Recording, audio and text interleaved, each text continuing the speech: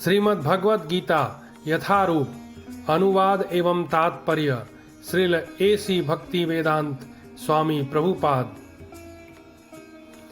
अध्याय 1 कुरुक्षेत्र के युद्ध स्थल में सैन्य निरीक्षण।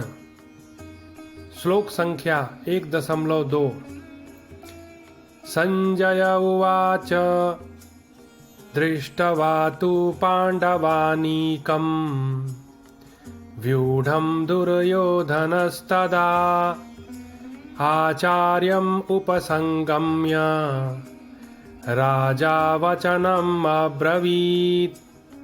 भावार्थ, संजय ने कहा, हे राजन, पांडु पुत्रों द्वारा सेना की व्यूह रचना देखकर राजा दुर्योधन अपने गुरु के पास गया और उसने ये शब्द कहे। श्लोक का तात्पर्य श्रील एसी भक्ति वेदांत स्वामी प्रभुपाद के द्वारा। धृतराष्ट्र जन्म से अंधा था। दुर्भाग्यवश वह आध्यात्मिक दृष्टि से भी वंचित था। वह यह भी जानता था कि उसी के समान उसके पुत्र भी धर्म के मामले में अंधे हैं और उसे विश्वास था कि वे पांडवों के साथ कभी भी समझौता नहीं कर पाएंगे, क्योंकि पांचों पांडव जन्म से ही पवित्र थे। फिर भी उसे तीर्थ स्थल के प्रभाव के विषय में संदेह था। इसलिए संजय युद्ध भूमि की स्थिति के विषय में उसके प्रश्न के मंतव्य को समझ गया। अतः वह निराश राजा को प्रोत्साहित करना चाह रहा था।